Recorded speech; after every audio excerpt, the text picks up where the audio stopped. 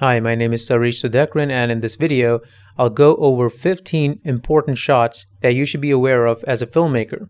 I'm going to break it down into 3 major portions: camera angles, shot sizes, and motion attributes, and each of those has 5 shots. At the end of this video, I'll provide a chart that will make your life easier when you're trying to put together a shot, and I'll show you how. Let's begin with shot sizes. Probably the most important shot size ever is the close-up. You use a close-up when you want to fill the frame with a face. You might want to do that because you want to draw attention to the expression on the face. So facial features are more important than anything else at that moment. A variation of the close-up is the extreme close-up, where you probably chop off the top or bottom of the face to get even closer. In the other extreme, you have the long shot. The long shot shows the entire body of the subject, and you also get a sense of the location.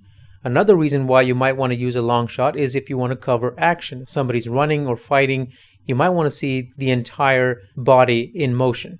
At the extreme, you have an extreme long shot in which the subject is even smaller relative to the frame. You might want to use that to make the subject look small in relation to their surroundings. In between these 2 shots, you have the medium shot, which is roughly half of a person. You use this shot when the person is either holding something or using something, or if body language is still important but the person doesn't have to be mobile. Another way to distinguish between shot sizes is by the number of people in the shot. If you have 1 person, you can call it a single shot or a solo shot. If you have 2, you call it a 2 shot. 3 would be a 3 shot, and so on. The last is a point of view shot, where the camera points to whatever the character is looking at, so you want the audience to feel as if they were that person. So I've clubbed these 5 shots under shot size, but you can combine them. You can combine a 2 shot with a close-up or a medium shot, and so on. The next important category is the camera angle.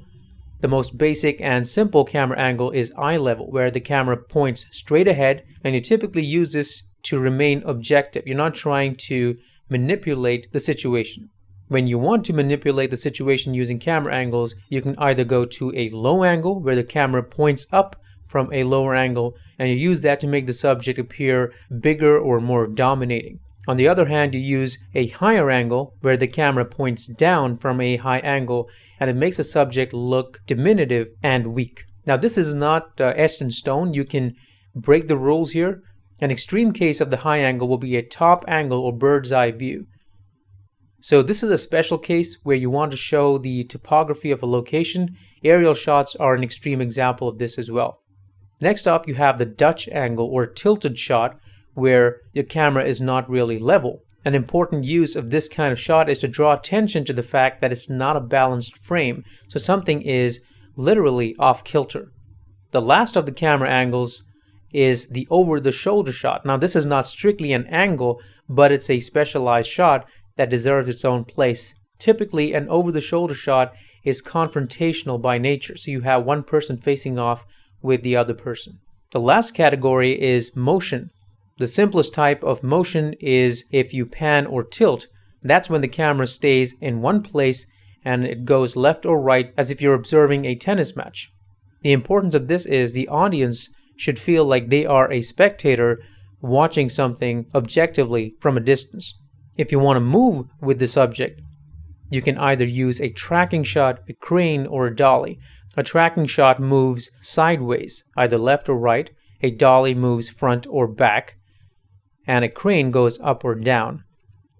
They're all variations of the same kind of motion. They can be linear or they can be slightly curved, but the basic idea is you want to follow the action or follow the subject, and you want the audience to be more involved with the space and location.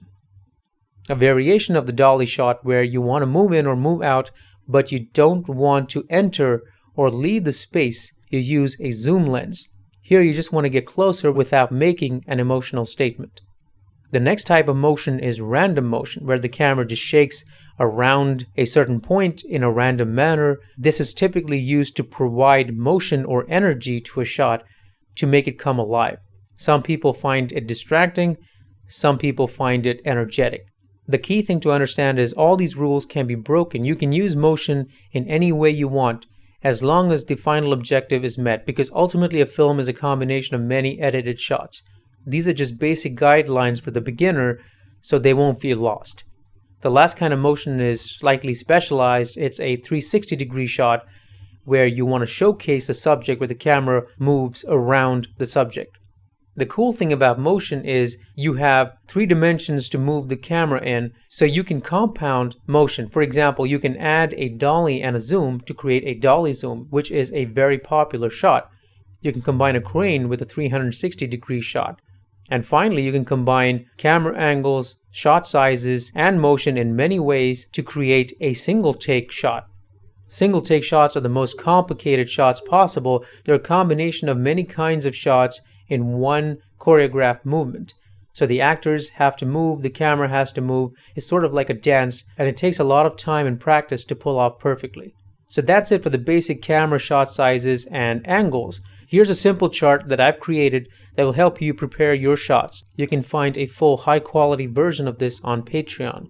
All you have to do is move from left to right, decide which camera angle you want, decide what shot size you want, and decide what kind of motion you need for the shot. When you do this many times, it becomes second nature. So I hope this brief video has helped you understand the different kinds of shot sizes that you need to be aware of. If I've left out any shots that you think are important, please let me know in the comments below. If you like this video, please hit the like button and don't forget to subscribe. Bye now.